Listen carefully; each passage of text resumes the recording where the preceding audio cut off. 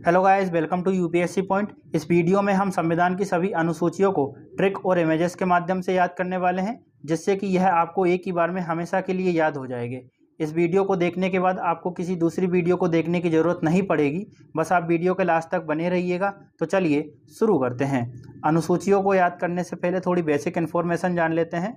देखिए, मूल संविधान में टोटल 8 अनुसूचियाँ थी, वर्तमान में 12 अनुसूचियाँ हैं। ये जो 4 अनुसूचियां हैं 9वीं, 10वीं, 11वीं और 12वीं बाद में जोड़ी गई। 1951 के बाद में अलग अलग संविधान संशोधन हुए और उन संविधान संशोधनों को भी हम देखने वाले हैं। चलिए अब याद करने के तरीके जानते हैं।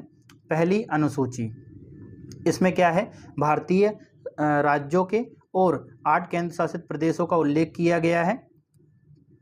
अब इसको याद कैसे करना है, तो देखिए, जब भी आप कोई बुक खरीदते हैं या हैंड रिटन नोट्स बनाते हैं तो सबसे पहले क्या करते हैं, अपना नाम लिखते हैं। तो यह है पहली अनुसूची और किसकी है, भारत की। तो भारत के राज्यों और केंद्र शासित प्रदेशों के नाम लिखे जाएंगे, है कि नहीं। जब भी आप कोई बुक वगैरह खरीदते हैं, नोट्स बनाते हैं तो अपना नाम लिखते हैं सबसे पहले। तो उसी तरह यह पहली अनुसूची है, तो पहली अनुसूची में क्या लिखा जाएगा, भारत के राज्यों और केंद्र शासित प्रदेशों का नाम। चलो ये याद हो गई। अब बात करते हैं दूसरी अनुसूची की। दूसरी अनुसूची में है विभिन्न संवैधानिक पदाधिकारियों के वेतन भत्ते और पेंशन विशेषाधिकारों का इसमें उल्लेख किया गया है। ठीक है, अब इसको याद कैसे करना है, तो देखिए, आपने कई बार सुना होगा 2 नंबर का पैसा। ऐसा नहीं सुना होगा कि 3 नंबर का पैसा, 4 नंबर का पैसा, 5 नंबर का पैसा कोई कमा रहा है। अगर किसी के पास ज़्यादा धन है तो क्या कहेंगे, 2 नंबर का पैसा बहुत है उसके पास। तो 2 नंबर से हमारा दूसरी अनुसूची हो गई। और पैसा क्या होता है भाई, वेतन भत्ते, है कि नहीं। तो 2 नंबर से हमारी दूसरी अनुसूची हो गई और 2 नंबर का पैसा कमा रहा है। आखिर यही होता है ना, राजनीति में जाते हैं तो भ्रष्टाचार होता है। तो 2 नंबर का पैसा कमा रहा है मतलब वेतन भत्ते मिल रहे हैं उसको। तो इस तरह से दूसरी अनुसूची हो गई हमारी वेतन भत्तों से संबंधित। अब बात करते हैं हम तीसरी अनुसूची की। देखिए, तीसरी अनुसूची में क्या है, शपथ का उल्लेख किया गया है। विभिन्न पदाधिकारियों द्वारा ग्रहण की जाने वाली शपथ का इसमें उल्लेख है। अब शपथ की बात करें तो इसमें कितने वर्ड हैं, शपथ, स-प-थ, 3 अक्षर हैं, है कि नहीं। ये 3 अक्षर हैं और तीसरी अनुसूची है। तो इस तरह से ये आपको लिंक हो जाएगी कि शपथ, इसमें 3 वर्ड हैं, शपथ और तीसरी अनुसूची है कि नहीं। चलो आगे बढ़ते हैं चौथी अनुसूची की। चौथी अनुसूची में क्या है, राज्यसभा में प्रतिनिधित्व की बात की गई है ना।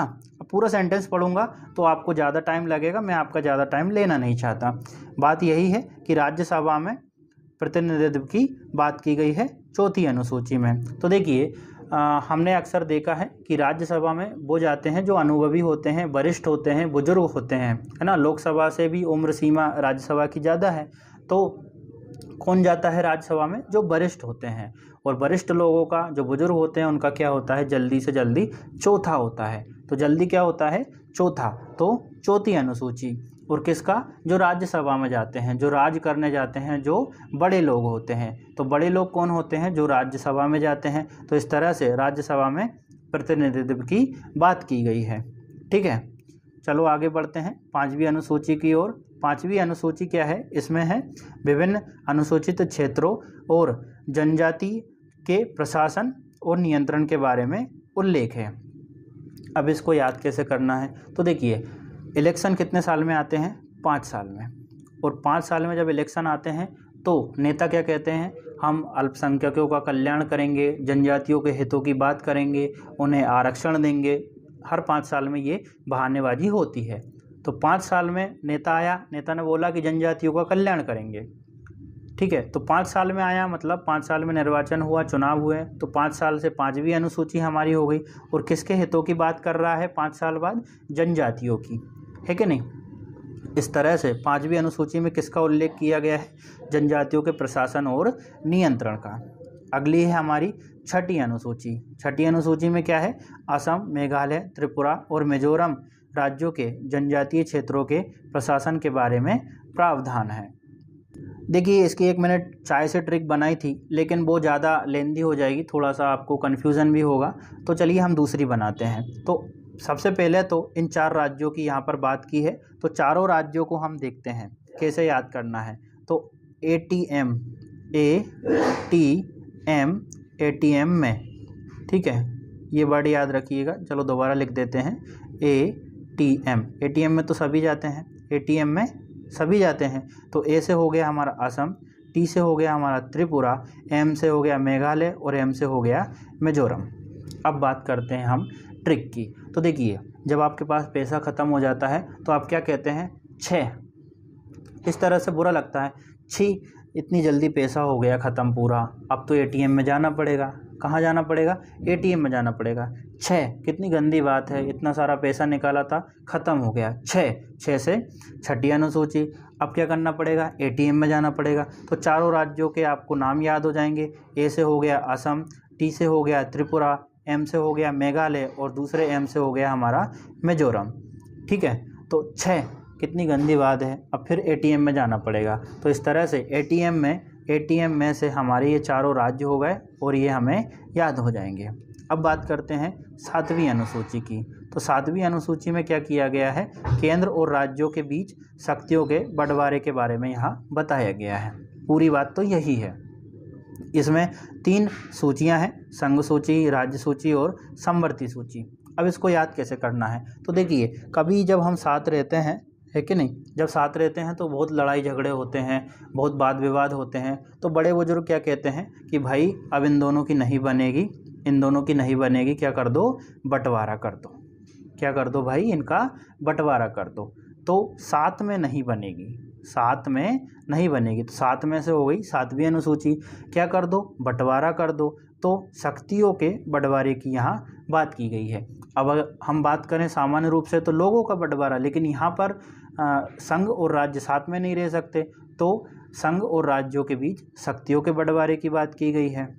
ठीक है, अब इसमें 3 अनुसूचियाँ हैं, तीनों को हम थोड़ी सी देख लेते हैं। 3 सूचियों को। संघ सूची में क्या है, इसमें जो विषय होते हैं उन पर केंद्र सरकार कानून बनाती है।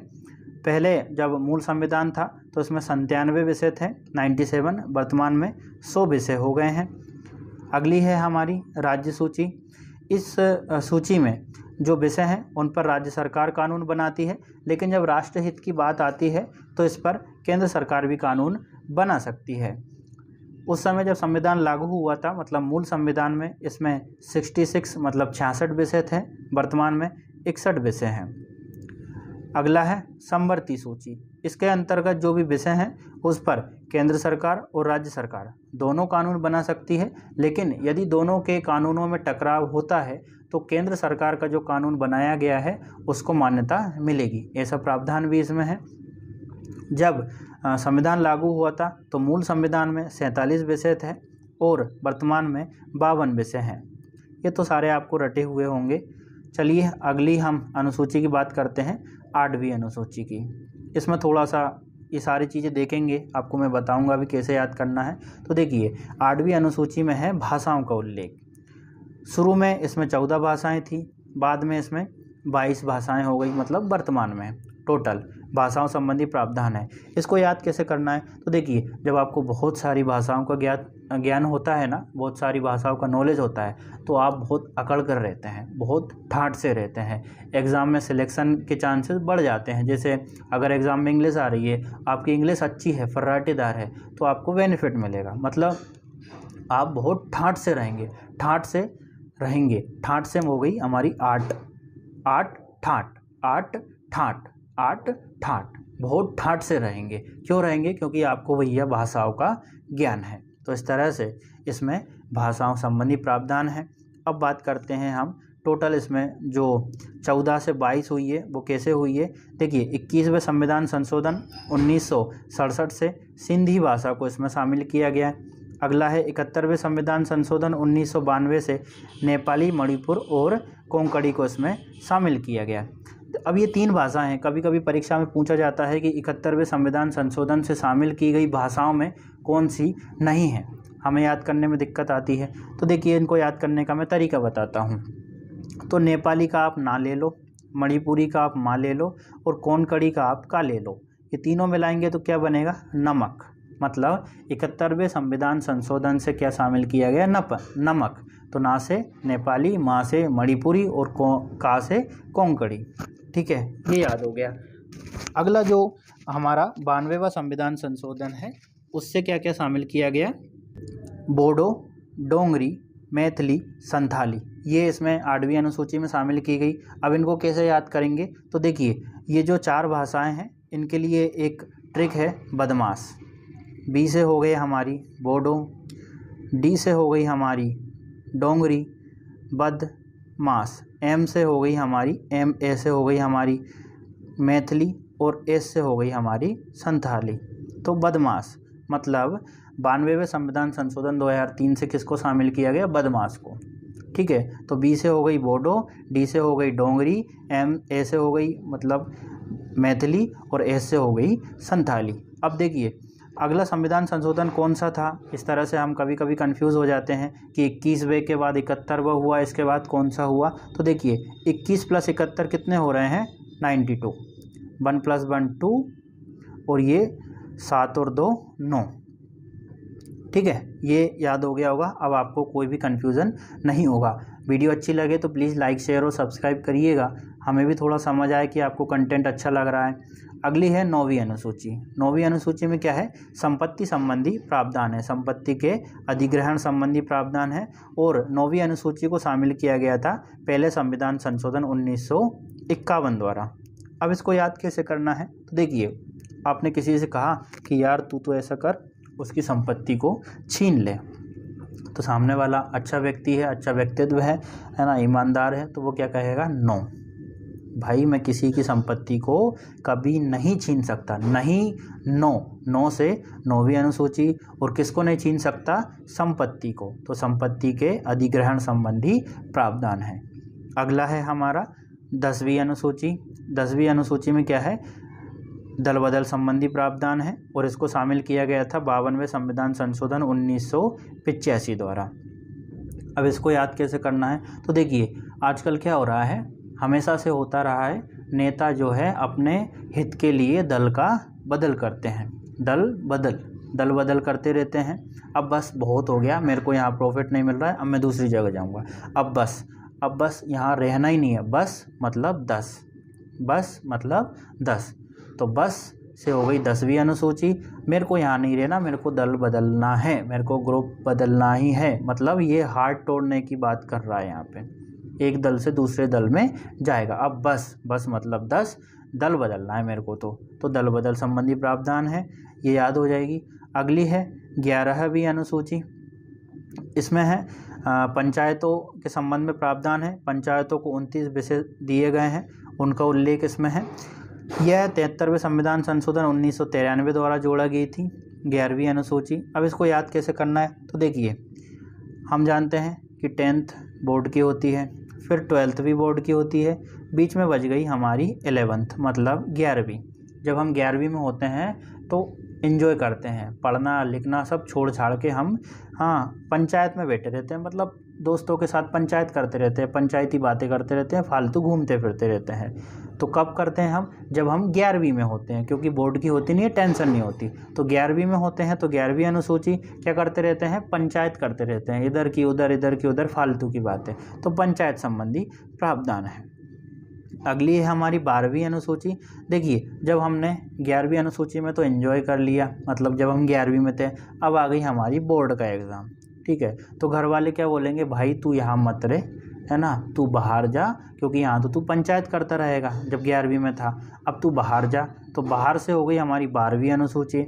बाहर जा, बाहर मतलब कहाँ जा? नगर, मतलब शहरी क्षेत्र के प्रशासन की यहाँ पर बात की गई है, मतलब नगर पालिका होगी। ठीक है, इसमें 18 विषय हैं, उनके संबंध में उल्लेख किया गया है। तो ये अब तू बाहर जा, तो बाहर से 12वीं हो गई, कहाँ जा? शहर जा, नगर जा, तो नगर पालिका संबंधी प्रावधान है। नगर पालिकाओं के 18 विषय दिए हैं, उनके संबंध में इसमें उल्लेख किया गया है। आई होप आपको पूरी वीडियो अच्छी लगी होगी। थोड़ा सा कमेंट करके ज़रूर बताइएगा कि आप दूसरी वीडियो किस पर चाहते हैं, या फिर आपका कोई सजेशन हो तो वो भी हमें बताइएगा, तो हम उस पर अमल करेंगे कि वीडियो को ज़्यादा लेंदी तो नहीं बना रहे हैं, या आपको समझ आने में कोई दिक्कत तो नहीं हो रही है। ठीक है, थैंक यू।